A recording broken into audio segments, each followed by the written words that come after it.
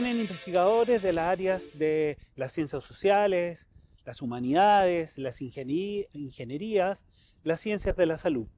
Son investigadores que tienen como objeto de estudio la relación entre la ciencia y la sociedad desde diferentes campos de investigación que tienen que ver con los conflictos sociotécnicos, la historia, la comunicación social, la antropología, la sociología, etc.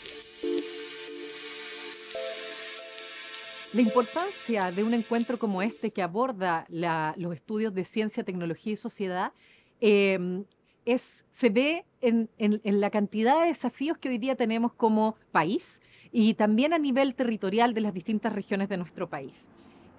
Son desafíos que están vinculados a la revolución tecnológica, a la crisis climática, a temas migratorios, en fin, un sinfín de desafíos, también desafíos productivos como el hidrógeno verde o el litio, pero que si bien requerimos del desarrollo de ciencia y tecnología en esas materias, también es necesario entender que esto está articulado con la sociedad, con lo social. Y eso es algo que los estudios de ciencia, tecnología y sociedad promueven y que nosotros también como ministerio nos interesa promover en el entendido de que necesitamos una mirada integral para abordar todos esos desafíos.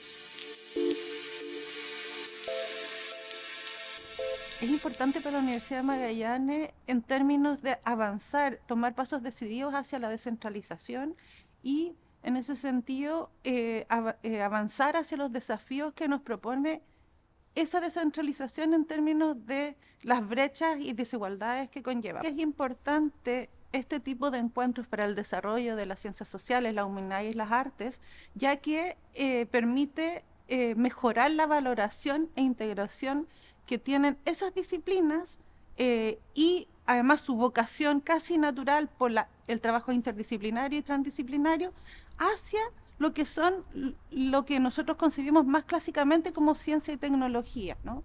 Y en ese sentido, el mejorar esa valoración también nos va a permitir, y es lo que yo espero, avanzar para poder integrar todos los campos del conocimiento de una mejor manera para los desafíos del futuro. Para mí la red CTS es una familia académica. He tenido el privilegio de estar por 10 años alrededor de las mentes brillantes y las personas generosas que se dedican a cultivar inter y transdisciplina desde la perspectiva de los estudios de ciencia y tecnología, y que es un grupo extremadamente diverso y complejo. Aún así, hemos logrado encontrar por 10 años la capacidad, la energía, las ganas y los recursos para encontrarnos tanto física como virtualmente en distintos lugares de Chile, para vivir principios de una academia diferente, de una academia en la cual no simplemente nos preocupamos de problemas de conocimiento, que es la característica de nuestro campo, de entender los sistemas de conocimiento y de tecnología, sino que también de poder hacer encuentros abiertos, hacer lugares generosos, hacer una academia con cuidado y, como dijo algún colega durante este encuentro, pensar más lento sobre los problemas rápidos. Lo que podemos aprender de el estudio que presentamos hoy día y de sus resultados, que básicamente muestran lo que ha ocurrido en la Patagonia, hablemos desde provincia de Yanquihue hasta Magallanes, es que el enfoque territorial, por una parte, es extremadamente relevante porque en un país como el nuestro, la diversidad social, cultural, política y las características ecosistémicas del territorio son tan diversas que probablemente lo que sirve en una región no va a tener el mismo resultado en otra, cuando ocurren eventos, ¿no?, de marea roja. Entonces, el enfoque territorial básicamente implica considerar esas particularidades socioambientales y al mismo tiempo ver de qué forma podemos rescatar las experiencias y los conocimientos locales para poder desarrollar estrategias que sean más efectivas.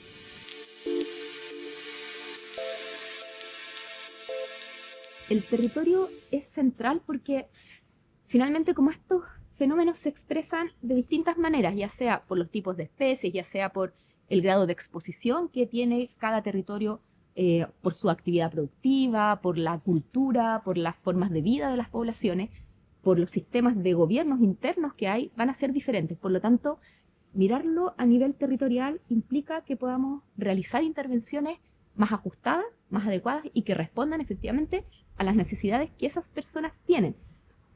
El poder trabajar desde un enfoque territorial ayuda a que la ciudadanía en general se vincule más. De hecho, uno de los resultados que tenemos es que las personas, como desde la sociedad civil, lo que más piden es poder tener políticas públicas que sean creadas en sus espacios locales y que responda a lo que ellos y ellas quieren realizar en los territorios. Por lo tanto, eso nos indica que si hacemos políticas más territoriales, vamos a tener también más adherencia de la población a las medidas que se quieran implementar. Y eso va a ayudar entonces a enfrentar de mejor manera el fenómeno y que no sea tan crítico o que los impactos no sean tan severos. Nuestra mesa abordaba el problema de los binarios como en términos de cómo se reproduce en la investigación científica en distintos ámbitos, en la producción de algoritmos, en la conservación de la biodiversidad, en el arte visual. Entonces eran líneas totalmente distintas que abarcaban esta idea de cómo el binario de género en particular reproduce inequidades cuando no es puesto en cuestión en la investigación científica. Entonces, en ese sentido, más que trabajar el tema de, por ejemplo, el número de mujeres que componen equipos de investigación, nosotros vamos más allá en preguntarnos cómo hay una forma de concebir el conocimiento que cuando no registra o no problematiza el binario de género, puede estar reproduciendo un orden que produce discriminación y desigualdad. Yo creo que una forma muy simple de repente de incluir los temas de género en la ciencia tiene que ver con el número, ¿no es cierto?, de mujeres o la no valoración de ciertas disciplinas que son más feminizadas para el trabajo de investigación. Sin embargo, para mí, cómo entra en este tema de ciencia y tecnología, tiene que ver con lo fundamental que es la epistemología feminista o perspectiva de género en la producción de conocimiento. El principal rol es lo que buscamos accionar participando de este congreso, que se valide que estamos en un país deseducado, que educarse es un privilegio, pero que esa deseducación no significa una nula capacidad de decisión, o que esa deseducación no significa que como habitantes de la territoria tenemos el poder, el derecho y el deber de opinar dentro de esa ciencia. La ciencia sigue, a pesar del esfuerzo que se realiza, sigue trabajando de manera patriarcal en tanto el objeto de estudio.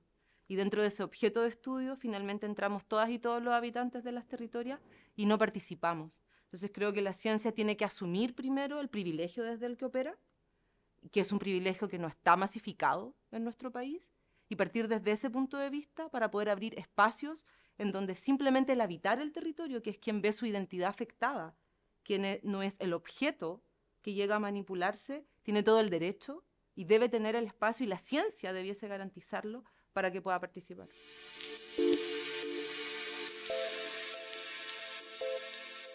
Se plantearon ideas desde la innovación en los instrumentos, en las políticas, esfuerzos que se hacen a nivel gubernamental, la innovación que se está haciendo desde las universidades y también la innovación que se está haciendo a nivel local y regional. Entonces estamos de alguna forma observando la propia transformación del sistema CTCI, su institucionalización y también cómo comunidades de investigadoras y sociedad civil se va organizando también para incidir en las políticas ministeriales o de gobierno. Parte de la problematización que hemos estado trabajando es que los problemas complejos de la sociedad contemporánea, así como puede ser el cambio climático, pero también pueden ser muchos otros, como el envejecimiento, como las migraciones, como, en fin, un largo etcétera, son problemas que tienen tal complejidad que nos desafían desde las ciencias sociales y en general desde la ciencia a tener que trabajar en formas colaborativas de producción de conocimiento. Entonces, un primer desafío es el desafío interdisciplinario y de construcción de lenguajes comunes dentro de la ciencia para producir conocimientos más integrales, más complejos, que permitan como responder a la complejidad de esos fenómenos. Por otro lado, un segundo desafío yo diría que tiene que ver con cómo la ciencia también aumenta su capacidad de reflexividad, de entender cómo esos conocimientos científicos operan fuera de la ciencia, ¿no? Entonces, cómo se hace la política, ¿no? Y cómo la ciencia puede generar conocimiento que tenga la capacidad de resonar en la política de manera diferente. Mi ponencia en este encuentro fue sobre ALMA, el observatorio que está en la región de Antofagasta, el Atacama Large Millimeter Array, como un caso emblemático de diplomacia científica y de colaboración internacional que se puede dar en materia de ciencias. Es precisamente acerca de la colaboración científica y cómo se necesita traer a un montón de países y de socios, instituciones de distintos lugares del mundo para poder hacer realidad un proyecto de la envergadura de ALMA. Enseña que esa colaboración científica internacional no está garantizada, no es evidente un éxito inmediato, sino que es difícil. Y está llena de fracasos y está llena de frustraciones, y no por eso se hace menos relevante ni menos importante poder enfrentar esos desafíos para que exista. Sin una colaboración científica de la escala que tiene ALMA, ese proyecto no sería posible por una serie de condiciones no solo de presupuesto, sino tecnocientíficas también. La historia, me parece, en CTS y en otros campos también, puede aportar esa extensión del tiempo, ¿no? Ese entendimiento que nuestro hoy día no estaba dado. Las cosas no tenían que ser necesariamente como fueron, y eso al comprender procesos históricos en ciencia y tecnología, pero también en cualquier otra dimensión, me parece que contribuye a que entendamos que nuestra agencia y nuestras decisiones y nuestra responsabilidad es importante para la ruta que toman ese devenir histórico. Yo creo que hay una comunidad de investigadores en ciencia, tecnología y sociedad latinoamericana con preocupaciones que son muy similares, porque no todos los países son iguales en el sentido de su grado de desarrollo. Hay países que tienen un grado de desarrollo de tradiciones científicas más antiguas, ¿no? México, Chile, Brasil, Argentina tienen tradiciones de algunos campos científicos que son del siglo XIX, ¿no?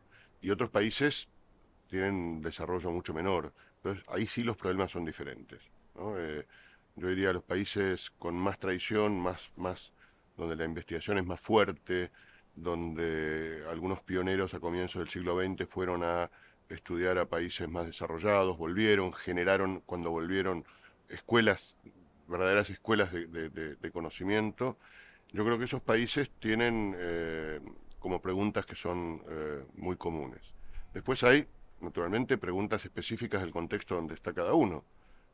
Mis colegas de México se interrogan hace muchos años sobre sus vínculos con Estados Unidos. Tienen ahí al lado a un vecino muy grande y entonces, tanto en términos científicos como en términos de migraciones, en términos culturales, todo eso configura un eje problemático que no tenemos en el sur. En el sur, bueno, ustedes están trabajando hace muchos años sobre las cuestiones patagónicas y antárticas. Y eso es común a Argentina y Chile, pero no tiene nada que ver con las preocupaciones que tiene Brasil, por ejemplo, en relación con el Amazonia, ¿no? La Amazonia, la deforestación, los problemas de integración que son diferentes a los que tenemos también en el extremo sur, ¿no? Cuestiones étnicas que son distintas. Entonces, pero por otro lado, en lo que tiene que ver con la ciencia oficial, podríamos llamar, ¿no? La ciencia académica, las preocupaciones son parecidas. Y las preguntas acerca de qué puede hacer la ciencia académica por estos problemas, las preguntas también son parecidas. Y al conocer cuál es esa percepción del público, uno puede tener una idea de si hay una respuesta crítica o no, una posición crítica o no del público respecto de la ciencia. Y la idea es que se vaya desarrollando esa percepción crítica porque hay muchos desafíos ciudadanos, digamos, de tomar decisiones en que los ciudadanos se involucren y en que las políticas públicas que están detrás estén basadas en ciencia y por lo tanto que el público sea capaz no solamente de mirar cómo pasan, digamos, las tomas de decisiones respecto de aspectos de su vida cotidiana, pero informados en ciencia, sino que pueda decir algo al respecto, participar informadamente. Mi participación en el encuentro fue con una ponencia. La ponencia fue una presentación de percepciones ciudadanas de la CTCE en la macrozona austral y fue asociado con el trabajo del nodo macrozonal. Los habitantes de la macrozona austral de las regiones de Aysén y Magallanes tienen mucha esperanza que las ciencias van a jugar un rol importante en los próximos 20 años de desarrollo.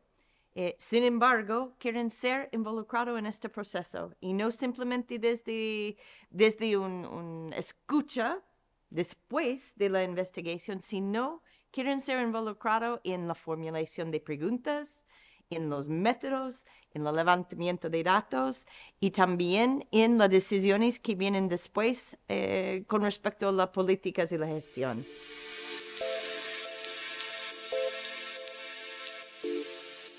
El hecho de que el cruce entre arte y ciencia ya es algo cada vez más aceptado, tanto por el lado de los artistas como por el del lado de los científicos.